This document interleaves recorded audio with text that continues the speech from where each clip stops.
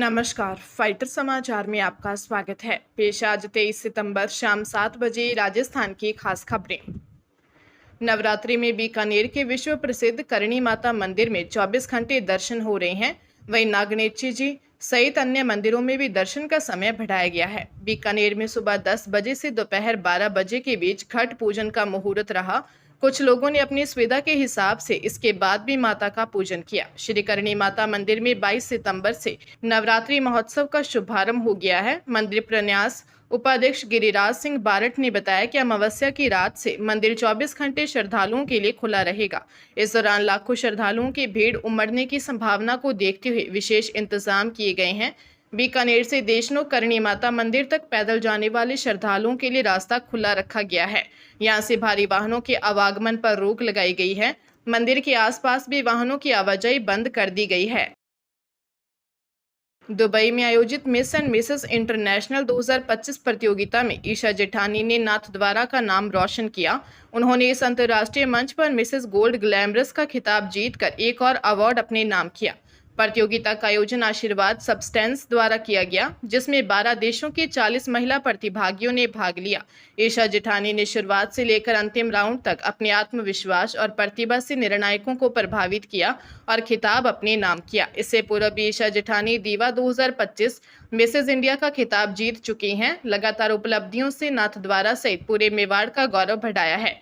Dubai में आयोजित कार्यक्रम में बॉलीवुड अभिनेत्री एवं fashion movie fame actress Mugdha Godse ने ईशा जेठानी को क्राउन और टाइटल प्रदान किया।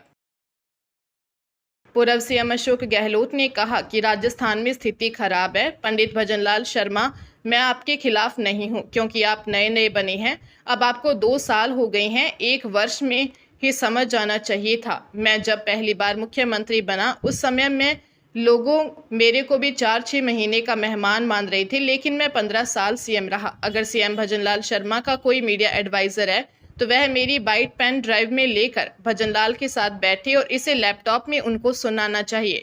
भीलवाड़ा दौरे पर पहुंचे गहलोत ने सर्किट हाउस में मीडिया से बातचीत के दौरान ये बातें कही। उन्होंने कहा कि जीएसटी की अलग अलग स्लैब से लोगों में आतंक पैदा हो गया था। जीएसटी के नाम पर कई लोगों को डरा रहा है और कोई लोगों को धमका रहा है। अब नई स्लैब लागू हो गई है। हालांकि इलेक्टोरल बॉन्ड ने देश भर में पैसा इकट्ठा करने का जो आतंक मचाया, उन पैसों का रिफंड होना चाहिए। श्रीगंगानगर और पंजाब के फाजिलका सहित हिमाचल प्रदेश और बिहार के रहने वाले 6 साइबर ठगों को हरियाणा की सोनीपत पुलिस ने पंजाब से गिरफ्तार किया है। ठगों ने वॉशिंग मशीन रिपेयर के नाम पर धोखाधड़ी करके लाखों रुपए ठगे थे। गिरफ्तार आरोपियों की पहचान मनप्रीत निवासी बठिंडा पंजाब, हरप्रीत निवासी फाजिलका पंजाब, अक्षय निवासी हमीरपुर हिमाचल प्रदेश, विलास निवासी श्रीगंगानगर राजस्थान, दीपक निवासी छपरा बिहार और मनदीप उर्फ मोंटी निवासी गुरदासपुर पंजाब के रूप में हुई है। पुलिस आयुक्त सोनीपत ममता सिंह के कुशल नेतृत्व में साइबर थाना पुलिस ने इस गैंग को पकड़ा है। पुलिस ने आरोपियों के कब्जे से ठगी के 1 लाख रुपए, 9,700 रुपए नगद, 16 मोबाइल फोन और विभिन्न बैंकों की 31 चेक बुक बरामद की है। 28 जून को गांव नाहरा निवासी वीरेंद्र ने साइबर थाने में 2,98,931 रुपए की ऑनलाइन ठगी की शिकायत दी थी। माध्यमिक शिक्षा में स्वीकृत पदों में से बड़ा हिस्सा खाली है। 1,22,000 से अधिक खाली पद, जिनमें शिक्षकों से प्रशासनिक अधिकारी तक शामिल हैं। यह कमी लाखों बच्चों के भविष्य को प्रभावित करेगी, विशेषकर दूर दराज के ग्रामीण इलाकों में जहां पहले से ही सुविधाओं का अभाव है। शिक्षा विभाग ने कुल 4,08,000 से ज्यादा पद स्वीकृत किए हैं, जिनमें से केवल 2,90,000 पद भरे हुए हैं, जबकि 1,22,000 पद खाली हैं। विभिन्न संवर्गों में खाली पदों की स्थिति और भी चौंकाने वाली है। कुछ वर्गों में 90% से अधिक पद खाली पड़े हैं। पढ़ाई से सीधे जुड़े पदों में प्राचार्य, उप प्राचार्य और विभिन्न विषयों के प्राध्यापकों के ही 32,000 से ज्यादा पद खाली हैं। व्यवस्था बनाए रखने वाले उच्चाधिकारियों के पद भी खाली हैं। अतिरिक्त निदेशक सिर्फ 1 कार्यरत है और 2 पद खाली हैं। संयुक्त निदेशक पद की स्थिति और भी खराब है। ये कुल 18 होने चाहिए, मगर सिर्फ 3 ही कार्यरत हैं। पंजाब के तरनतारन जिले में 2 गुटों के बीच अंधाधुंध फायरिंग हुई। कैरों गांव में रेलवे क्रॉसिंग के पास गाड़ियों में आए हमलावरों ने घेरा बनाकर गोलियां चलाई, जिनमें एक 19 वर्षीय युवक की मौत हो गई, जबकि एक युवक की हालत गंभीर है। इस वारदात को गैंगवार के रूप में देखा जा रहा है। इसमें सोशल मीडिया इन्फ्लुएंसरों के नाम भी सामने आ रहे हैं। वहीं घटना की जिम्मेदारी गोपी घनश्यामपुरिया गैंग ने सोशल मीडिया पर एक पोस्ट वायरल कर ली है। इसमें लिखा है कि ये डीएसपी की शय पर पॉडकास्ट करते फिरते थे।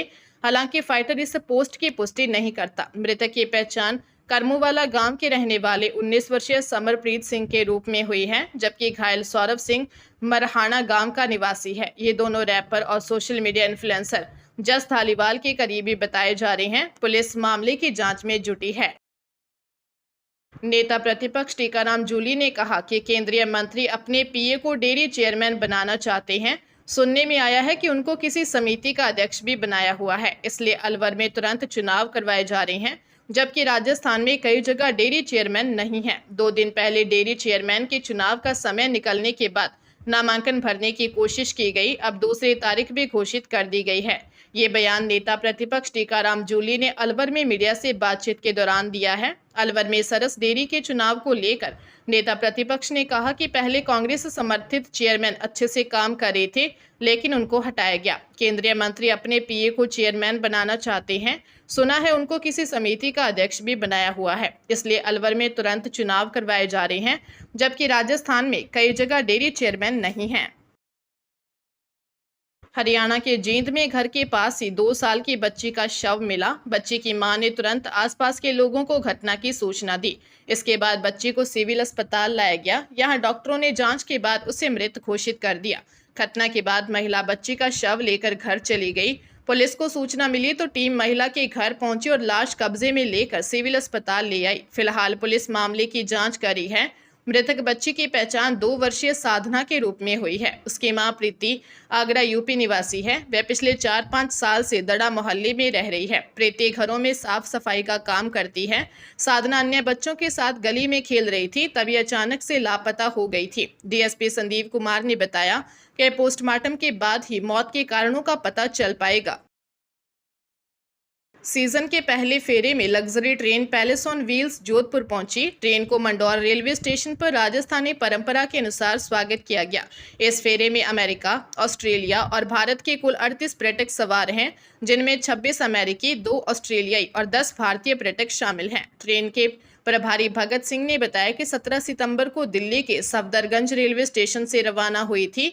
जयपुर, सवाईमाधोपुर और चित्तौड़गढ़ होते हुए जोधपुर पहुंची। ट्रेन का यह पहला फेरा इस सीजन का सबसे महत्वपूर्ण है, क्योंकि पैलेस ऑन व्हील्स को 2 साल पहले निजीकरण के बाद नया क्लेवर दिया गया है। मंडौर रेलवे स्टेशन पर विदेशी सैलानियों का स्वागत पारंपरिक राजस्थानी अंदाज में किया गया। बैंड बाजे के धुन केसरिया बालम पधारो हमारे देश से पर्यटक इतने मंत्रमुग्ध हुए कि वे भी नृत्य करने से खुद को रोक नहीं पाए। बारां जिले के अंता के सिसवाली रोड स्थित अंबिका पेट्रोल पंप पर सो रहे 2 कर्मचारियों को बंधक बनाकर 6 नकाबपोश लुटेरों ने 1 लाख रुपए लूट लिए। बदमाशों ने कर्मचारियों आरिफ हुसैन और धनराज पोटर के हाथ पैर रस्सियों से बांधने के साथ साथ मुंह पर भी टेप लगा दिया और हथियार दिखाकर जान से मारने की धमकी दी। इसके बाद सरियों से अलमारी को तोड़कर वारदात को अंजाम देने के बाद फरार हो गए। एसपी अभिषेक अंदासु ने बताया कि सूचना मिलने पर पंप मालिक मौके पर पहुंचे और घटना की जानकारी पुलिस को दी।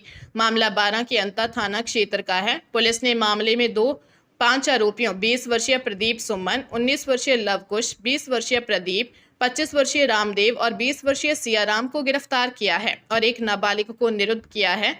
सभी निवासी टालडी खेड़ा अंता के रहने वाले हैं। जयपुर एयरपोर्ट पर त्योहारी रौनक शुरू हो गई है। फेस्टिव सीजन की शुरुआत के साथ ही 7 शहरों के लिए नई फ्लाइट्स शुरू हुई हैं। दरअसल जुलाई से सितंबर अवधि में मानसून के दौरान फ्लाइट्स में यात्रा करने वाले यात्रियों की संख्या अपेक्षाकृत कम रहती है। एयरलाइंस इस सीजन को लीन सीजन मानती है। इस दौरान हवाई किराए की दरें भी काफ़ी कम रहती हैं। इसके बावजूद यात्री भार में खास बढ़ोतरी नहीं दिखती। जयपुर एयरपोर्ट पर अब नवरात्र शुरू होते ही 7 नई फ्लाइट शुरू की हैं। ये फ्लाइट इंदौर, बेंगलुरु, उदयपुर, देहरादून, चंडीगढ़, कोलकाता और अहमदाबाद के लिए संचालित होंगी। अभी जयपुर से उदयपुर, देहरादून और इंदौर के लिए रोज 1-1 फ्लाइट ही चल रही थी, लेकिन अब रोज 2-2 फ्लाइट्स मिलेंगी। कोलकाता, चंडीगढ़ और अहमदाबाद के लिए रोज 3-3 फ्लाइट चल रही थी। अब 1-1 नई फ्लाइट जुड़ने से रोजाना 4-4 फ्लाइट उपलब्ध होंगी।